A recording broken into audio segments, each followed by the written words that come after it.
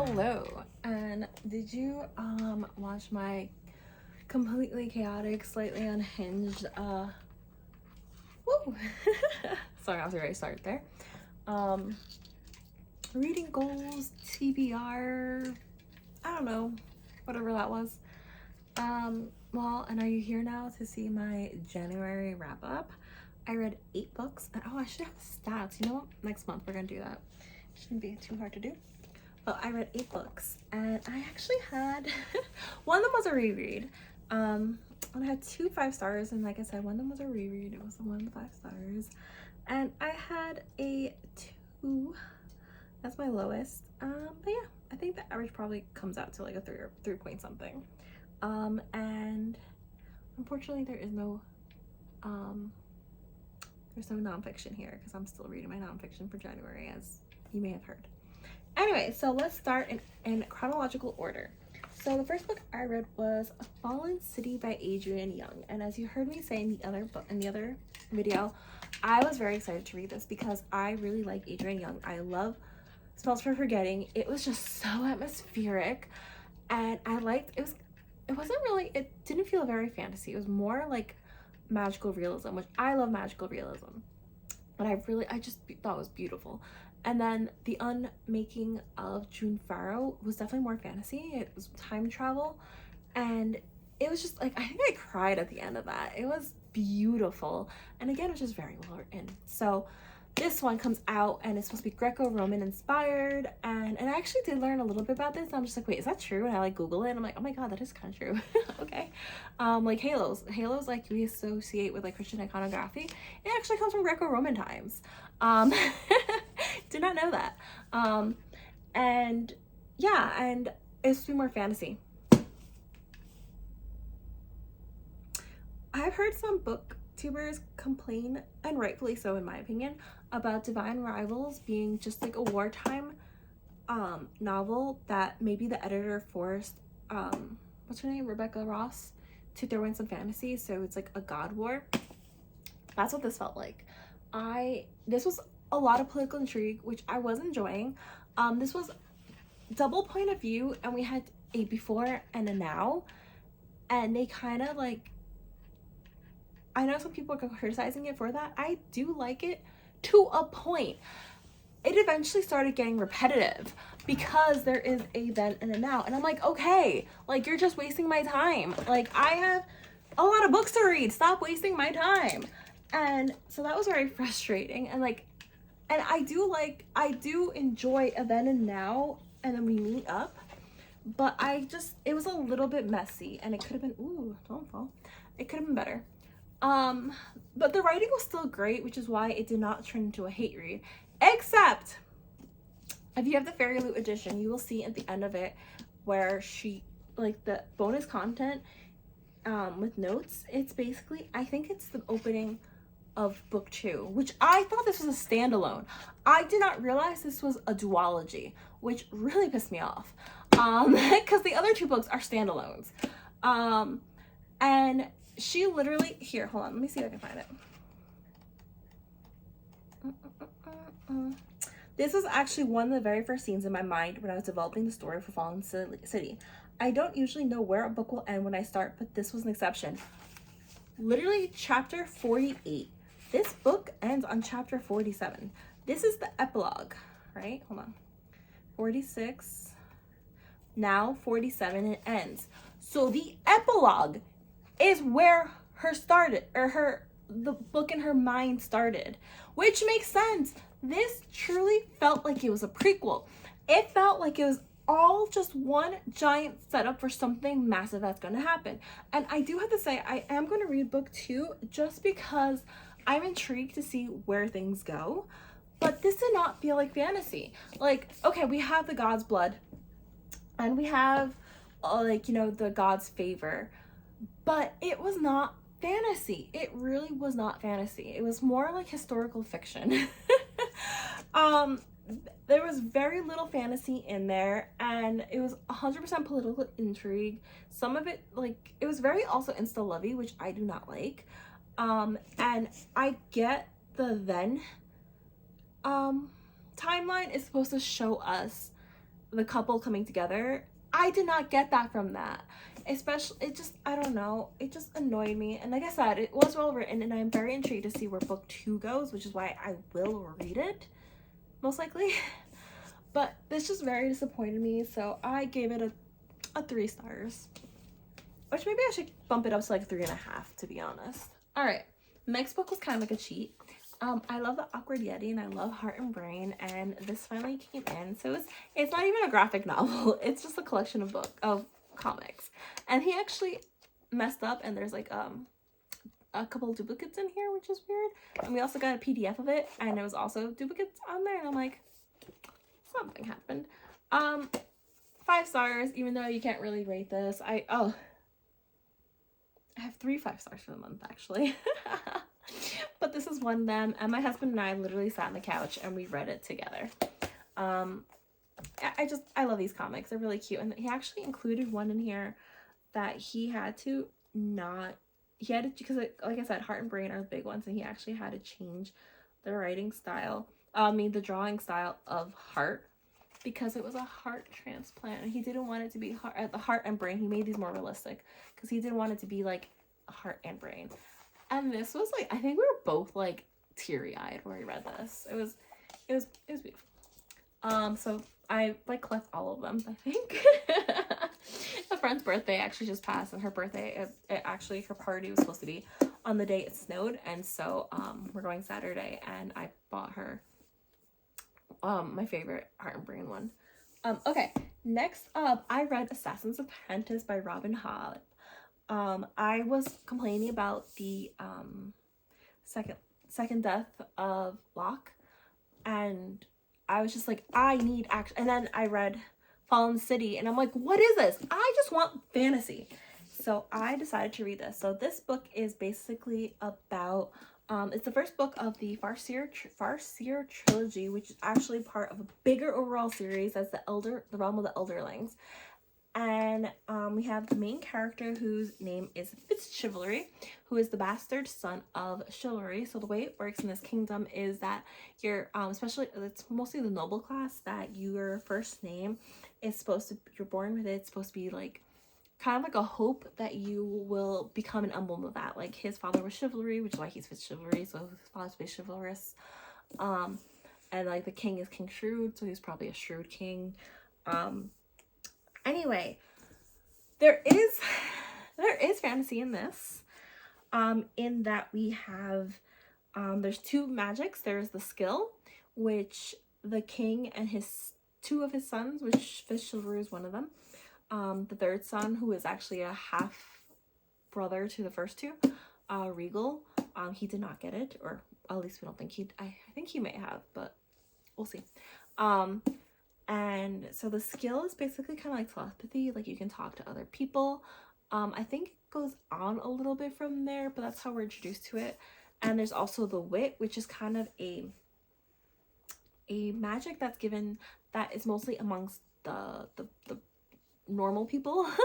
So it's kind of ostracized. And also, in reading up about Robin Hobb, some scholars, so funny, scholars have said that the wit might actually just be like internalized homophobia, and so I'm very intrigued about that. So it's like very queer coded, apparently, this series. I sort of see a little bit of it in some aspects, but I don't know, I'm halfway through book 2. So world building is immaculate in this. Like, we have a fully fleshed world, we have a fully fleshed magic system, we have some lore. And I think actually I was reflecting on this, on what do I consider good world building, and I think lore. You have to have such good world building, such a fully encased world, that we even have mythology and lore that these people believe in, and histories that may have been lost to time. And you know, that I think that definitely is like a crucial aspect of it. And we have this here, which is, I think, something to do with the Elderlings. We're getting into a little bit in book 2. Have not met any of them yet, even though it's called the Realm of the Elderlings. I'm intrigued to see where we go. I'm not gonna lie, I was not into this one, even though I think I gave it 4 stars. Yeah, I gave it 3 stars also, because it too also feels just like a prequel. It's very much It kind of reminds me of the Name of the Wind. Oh, actually, this is something I was thinking about. It kind of reminds me of Name of the Wind, where, you know, we have the protagonist who is talking about how he came to be. And unlike the Name of the Wind, however, I will say I do appreciate is that one thing that kind of, like, I love the Name of the Wind and I kind of want to reread it, but those books are massive and who has the time? And also, when the hell are we getting book 3? But one thing that kind of annoys me is that he's kind of like whatever the male version of a Jane, not Jane Doe. I forgot what it's called, but, like, you know, like Mary Sue. There we go. Like whatever Mary Sue, male character for Mary Sue is, where, like, just perfect, everything happens for him, whatever, blah blah blah. Not so much with his chivalry. Like, he does struggle. You definitely see a struggle here, and things do line up for him, but not at the same time. So I can appreciate how I feel that's a little bit more realistic. But yeah, it basically starts, like, there's no real plot. The very end it's very slow until the very end. That's where it really, like, there's, like, all this intrigue that we're building on, like, really culminates. I swear I know words. To a point here, and I thought that was really great. I really enjoyed that part. Like, I was reading it at night and I'm like, oh my god, I have to finish this. But overall, it was just very slow, and I get it. She's building a world, and this is just the beginning. I'm gonna try to read all of this. We'll see if it's worth the hype. All right. The next one is the Forget Me Not Library. Oh my god, this is my 5-star. This is my true 5-star. I love this book. This book made me cry 3 times. And it's not even, there's like 2 love stories in here. So the protagonists are like 2 females. They are not love interests. It's not a sapphic love story. But there's like a third, not romance, but something that it made me cry. It was beautiful. There's actually a few romances in here. On a spicy meter, absolutely no spice. There is absolutely no spice, but I appreciate that even though there is no spice, I don't know if you've seen, like, there's like these book influencers who are just like trying to be holier than thou about how they don't read romance with spice and they're so much better than you. Even though there was, oh, this is loose, that's not good. Even though there was no spice, I really appreciate the author shouting out spicy books, being like, yeah, they're still great. But yeah, I'm not gonna lie, it's a very long book. Like, it kind of felt like I was dragging for a bit, but I really love this. It was a beautiful book. It felt like a hug. So basically what it is, it's a magical realism again. And we have, the reason why it's called the Forget Me Not Library is because there is a town called Forget Me Not, and they have a magical library where they have a black cat there's always a black cat, no matter, like, you know, the cat dies, a new one appears to take its place. And then wait till you hear the backstory. Oh, beautiful. Anyway, and so this cat, like, knocks books off the shelf sometimes, and you're supposed to pick it up and then you smell it, and it's supposed to, like, bring back a memory, and, like, that somehow helps you. Also, this town is known for being a place where you just end up if you're lost and your car just mysteriously breaks down, to the point that the residents ask what color was the smoke, because that they can differentiate between the different types of problems that people are having.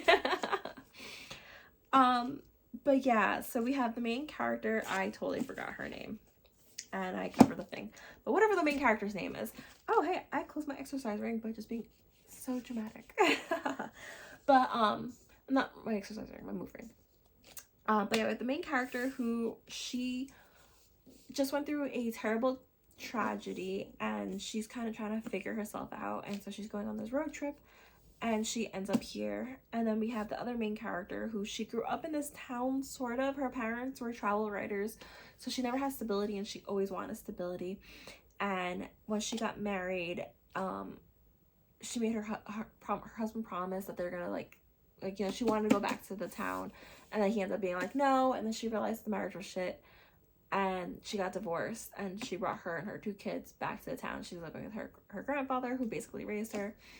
And yeah, it's a beautiful story. I love it. not entirely a book about books, although it can be. And also I just really love that like the top of all of the chapters has like a saying by one of the residents. Some of them, like, when baking, always measure chocolate chips and vanilla with your heart. It knows how much is needed. Like a probabilism, that's what it is. I thoroughly enjoyed this book. It was actually hilarious because like I was like sobbing at the end of it. My husband comes, he's like, "Oh my god, are you okay?" And I'm like, yes. But yeah, that was a good one. The next one is Voidwalker. Oh, okay, this came very close to being a 5-star. So as I mentioned in my previous video, I did read her other book, which was The Phoenix Keeper, which I am not gonna get into. It's still on my shelves. I might still get rid of it. We'll see. I didn't hate it. I didn't love it. I was very interested to see this, especially since I was like, I heard it's a monster fucker. Okay. We'll try it out. I love this book. So I actually took notes. This is where I had my other notebook, which...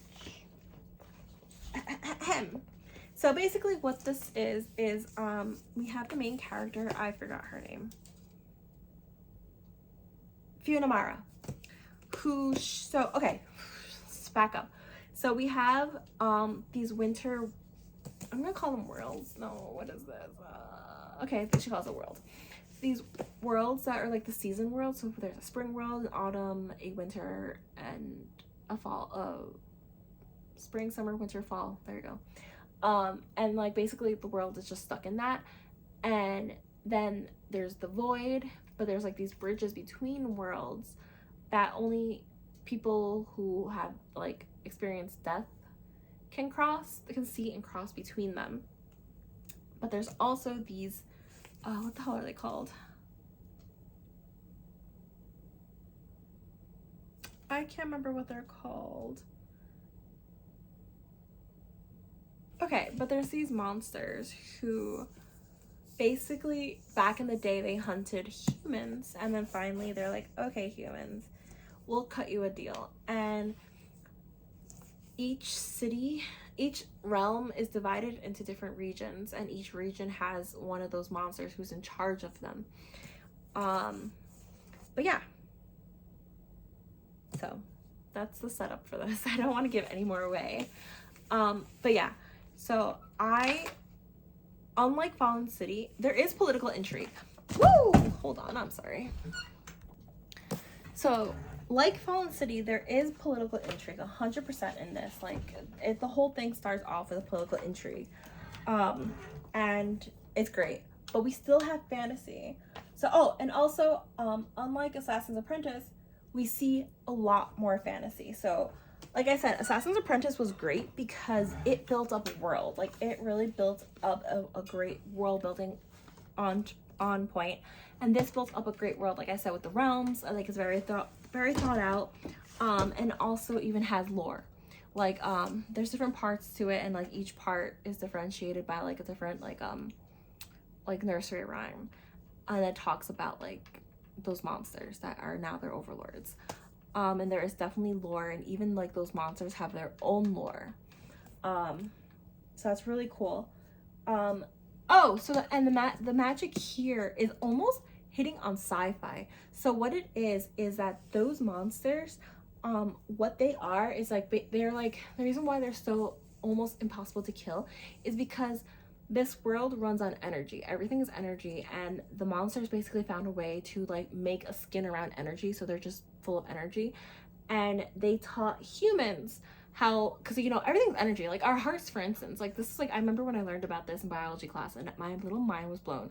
So you heard of pacemakers, right? And you're like, oh yeah, you know, like sometimes when you're old and your heart stops working, you need to get a pacemaker. Your heart has a pacemaker. You're just replacing the pacemaker. So, you know, there's an electric signal. Like, the reason why you have a heartbeat is because your heart has a spasm and it, like, with the ion channels, and it spasms. That's what like makes all the blood move. And like when you're being formed in utero, the heart muscle cells know to form, and the first one that forms is the very bottom tip, and it is the one that knows to start electric. So we are full of energy. Like, you know, sometimes if you get too close to certain things with radio frequencies, you hear a distraction. I've definitely had that experience. I can't remember. It's like really cheap things. And so basically in this world, those monsters taught the humans how to use their own energy to form like kind of like magic. So they form like swords or whatever, but obviously it's not enough. So there's also a technology that they taught them to harness energy to, you know, like they live, she lives in the winter world, so to like keep the lights on and keep it warm, all that stuff. But also to power swords and stuff. Yeah, you can see it's a sword. It's a electric sword. Yeah, there's not the other. And so it's almost sci-fi in that sense. But then there's like some other things that you're like, okay, it's not sci-fi, it's still fantasy. So I just thought that was amazing. Oh, also this is actual enemies to lover. Like one thing that annoys me sometimes, even though I do love enemies to lovers, I get annoyed because everything now, like that's the big thing, and everything now is enemies to lover, but it's not. It's like that's my issue with the Immortal Longings. It's supposed to be enemies to lover, except the moment she sees the vampire, she's like, oh my god, he's so hot, I can't stop looking at him. This one, however, she also had a visceral reaction. However, her visceral reaction was of fear and disgust, and you see her starting to warm up to him. It took over half the book. I think it was probably like this far where we finally got any love, any romance. It got very far. It took a long time because it actually was enemies to lovers. And I'm like, good. And on top of that, we actually had in a more Morally Grey. I know everyone's obsessed with Morally Grey, and I'm like, am I reading the same books as everybody? Because I don't see a Morally Grey character.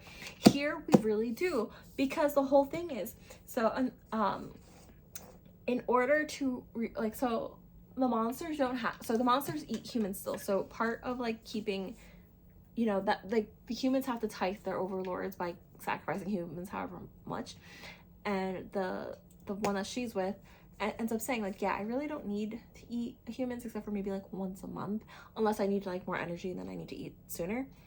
And it brings up this whole philosophical quandary about like, you know, carnivores, about being a carnivore, because like, you know, unless you're a vegetarian or vegan, you eat meat too. And like, why is that allowed? Like, why are you allowed to eat a cow or a pork or a pig, but he's not allowed to eat a human? Like, what makes humans so much special? And I really appreciate that. Full disclosure, I am not vegetarian, I'm not vegan. My husband was vegetarian, so we eat kind of vegetarian at home, although we do eat fish and chicken. And then if I go out, it's hilarious because I'll order the steak and the waiter wants to give it to him, and it's like, no, that's mine, thank you. But it's a great philosophical question, and I really love that. And it's like, yeah, you know, like it really is Morally Grey, because like he needs, like, because it says like, yeah, I can eat, like they have a special kind of like a woolly cow kind of thing. It's like I could eat that, but it's not enough energy. The humans is the only thing that gives the full amount of energy. And so it is an actual Morally Grey character. Like he wants to do the right thing, but at the same time he needs to survive. So what do you do? Yeah, and I'm actually very surprised. I did not think I was gonna like this, because again, I was not a fan. Like, the Phoenix Keeper was okay. Like, I skimmed a lot of this. I did not skim a lot of this, however. So I was actually very surprised in how much I actually really enjoyed this. So this is like a 4.75 for me. It was not quite a 5, but it was quite there. And also, it's just really weird, even though I really love it. I know this could be a book 2, but I kind of don't really want to read a book 2, which is weird. Like, how much I enjoyed it, you think I'd be like, yeah, give me book 2. But I'm kind of just like, meh. All right. The next I read was another 5-star. However, it is my reread. I didn't actually physically read this, even though I do own a physical copy, and the first time I read it was a physical copy. Like I mentioned, I have joined my library's cozy book club, and so the reason why I joined it is because I saw that they were doing the spell shop, and I love this book. So in here, it's another book about books. Um, in here we have, it takes place on these islands where we have this librarian who basically shut her, like, it's not a spoiler, her parents are dead. Her parents came from this tiny, her and her parents came from a tiny island to and to make a better life for her, and her parents ended up dying. So when her parents died, she kind of became a recluse, and she she basically lived in the library. She like devoted herself. She never like, she's like, when's the last time I spoke to a person? Like 3 weeks ago. She's a librarian, and she has Kaz, a little plant, a sentient plant that some other librarian made. And so in this world there is magic. However, as the years have gone by, normal people are no longer allowed to use magic. Only sorcerers can, and that librarian used magic without being a sorcerer, so she gets turned into a statue. And so Kaz, but now she's friends with Kaz, and it's just the two of them. And what happens, it starts in media res. There's an uprising in the capital, and she's just like, she had been quite like slowly preparing and putting all these her favorite books into a boat so she can leave. And then but she never thought she was gonna leave, and she's like, fuck, I need to leave. So they sail away, and they end up going to where she's originally from, and it just goes on from there. And it's a beautiful book. It's like a hug. It talks about so many things, and I kind of really appreciate the librarian who chose this book, because it also talks about, like, remember how I said that the in this world everyone used to be able to do magic, but then as the years went by, the emperor just kind of made it just so elites can have access to it, and that's now the law. And it's exactly that. Like, just because something's a law doesn't mean it's just, right? Like, look back in history. Slavery was the law. Does that mean it was okay? Does it make it ethical? Does it make it just? No. So that's why I'm talking about books are political. And she was trying, I saw what the librarian was trying to do there. She, like, every time I see her, she's always wearing a Read Man Books a t-shirt. So, and I live in a little bit of a conservative town. So I see what she's trying to do there, and I appreciate that librarian, and it's a book by a librarian. But yeah, and it's very subtly political, which is a very hard thing to do. So I love this. But yeah, I listened to the audiobook. I literally like put it on 2 times the speed, and I listened to it the day before the book club as I was like working on my cross stitch. The next one is The Bookshop Below by Georgia Summers. I read another one of Georgia Summers' books. Let me see, what does it say here? I don't remember. Oh yeah, The City Stardust. I remember something to do with keys in winter. Don't really quite remember it, but I do remember I really enjoyed it. So I was very intrigued. I was very excited to read this. Also says the bookshop. It's about books. I love books about books. It has to be cozy, right?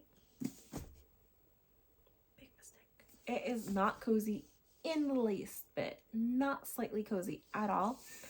I really did not like this book. The magic system made absolutely no sense. I'm mad I didn't write any notes for this, so I'm gonna have to like try to remember. So in here we had the main character whose name was Cassandra. Cassandra, so basically we have these bookstores, these river bookstores, that there's like an enchanted river that flows through them, and the river like is by something about Lady Fate, and if you put the book in the river, it makes the book magical. The world makes no fucking sense. So it's supposed to be that like only if you need it can you find the bookstore, and yet the bad guys find the bookstore. I mean, I guess theoretically it works, but does it really? The only way to buy these books are, you know, like your firstborn child, which is what Cassandra assumes she is. Nobody's actually confirmed it for her. She always grew up in Chiron's bookstore, which is apparently the original river bookstore, tributary bookstore, that's what they're called. And yet, however, there's all these booksellers, so you have to pay the booksellers. They're eating something, so they have to have money for food. And also, they buy these books with cash, and they're super expensive. Where is all this cash coming from? It makes no sense. Also, what happens at the end? Where did that money come from? She's complaining all this time she's poor. And then she's like, yeah, you know, I sold this book for a tooth. How is that paying a salary? I don't get it. That really pissed me off so much. But then, and then there's like a whole secret society in here where I frankly did not give a shit, and I could not even like remember who was who because they all wear masks for some stupid reason. I feel like this had very good potential, but it was poor. It was too much and too little at the same damn time, and I hated it. I like the edges, so I'm gonna be keeping this. I think I'm gonna buy another bookcase for my office to be right behind my desk, and I'm gonna just put all the books I don't like but have pretty edges behind me. So that they're not in my library taking up valuable shelf real estate. But yeah, this was just so disappointing.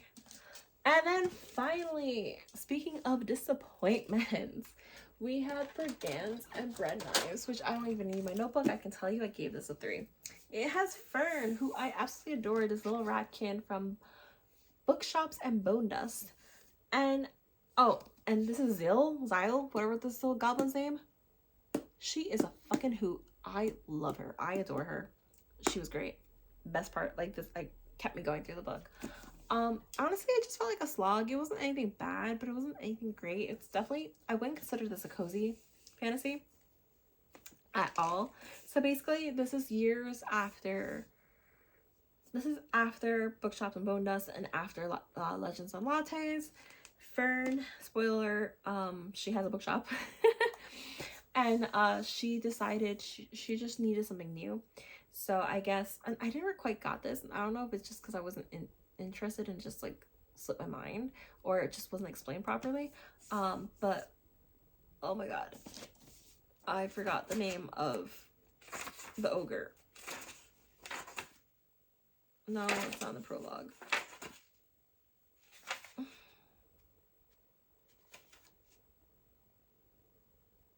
Viv, there we go.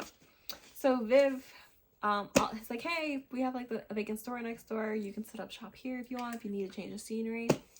So she goes, but like Fern instantly knows that's not it. It's not to change the scenery. She doesn't know what it is. She can't scratch, and she feels disappointed in herself for not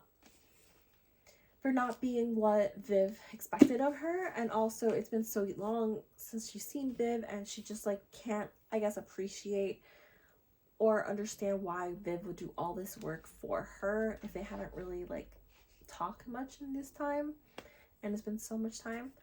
And basically she ends up going on this giant quest with this one-eared elf who has like, she's been alive for 1,000 years, and she has so many songs and stories after her, whatever. It's just, all of these things happen, and I just didn't really care. Yeah, so it was disappointing. So this actually doesn't even live on my cozy shelf, even though it kills me because it matches with the other two so well, and this just goes on the fantasy shelf. But yeah, that is every book I read in the month of January. It was a decent month. I tried to be mostly fantasy, and I did a lot of different kinds of fantasy.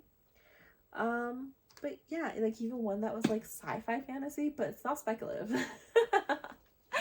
But yeah, let me know what you think. Have you read any of these books? Are you looking forward to reading any of these books? Do you have any suggestions for me for epic fantasy that's not the usual? That makes something I wouldn't know, because I honestly didn't know about Robin Hobb. You want to say Hod? Also, I showed this to my friend, and he was a little bit drunk. He's like, "Are you reading a book by Robin Hood?" And I'm like, "Oh my god, no."